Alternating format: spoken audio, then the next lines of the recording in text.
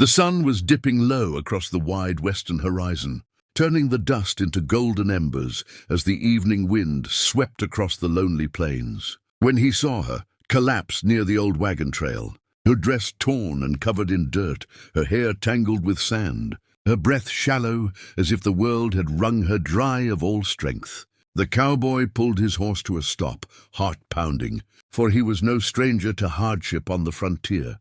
But there was something different about this moment, something that made him leap down without a second thought. She was faint, fragile, her body limp in the dust, as though she had wandered too far with nowhere to go.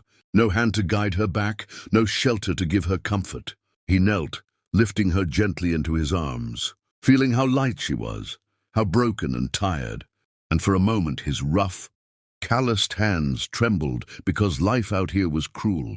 And yet here she was, someone who didn't belong in the harshness of this desert night, someone who needed saving. He didn't ask where she came from or why she was alone.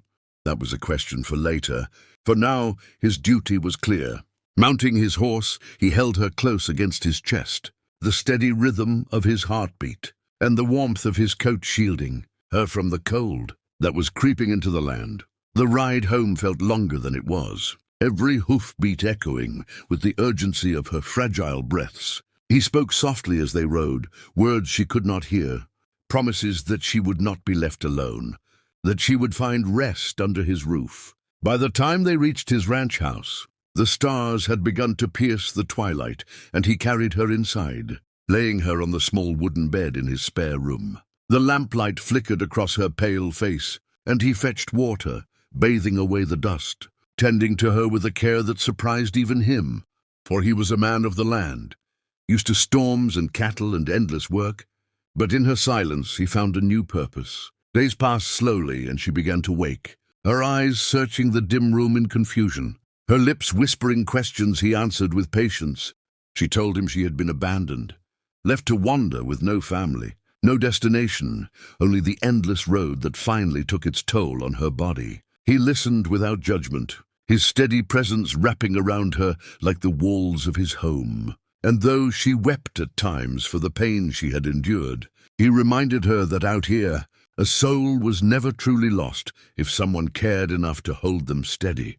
Slowly her strength returned, and with it a fragile trust, a bond born not of chance but of necessity, of fate weaving two wandering hearts into one shelter. He taught her to walk again beneath the wide skies, to feel the earth not as an enemy but as a friend. And when she stumbled, his hand was always there. At night she would sit by the fire, the glow warming her face, while he strummed his old guitar, his voice low and steady, like the hum of the land itself.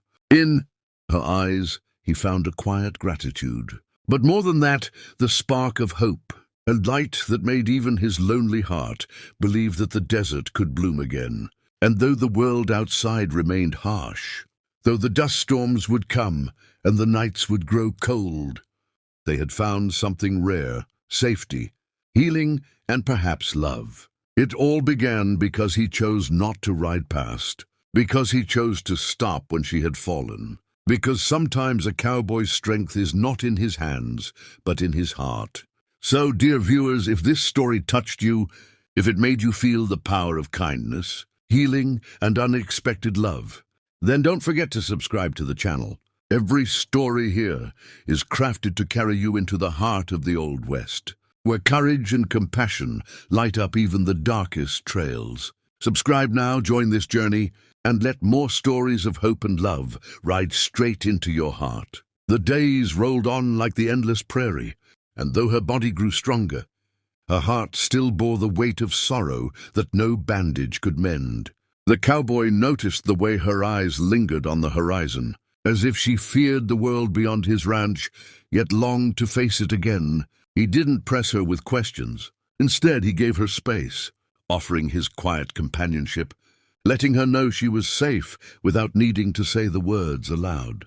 She began helping with small tasks, sweeping the porch, fetching water, folding his worn shirts, and though her hands were clumsy at first, he praised her gently, reminding her that effort mattered more than perfection. At night, when the crickets sang and the fire crackled, she found herself speaking of her past, not in detail, but in fragments, how she had been left behind, how the world had taught her to expect abandonment rather than kindness.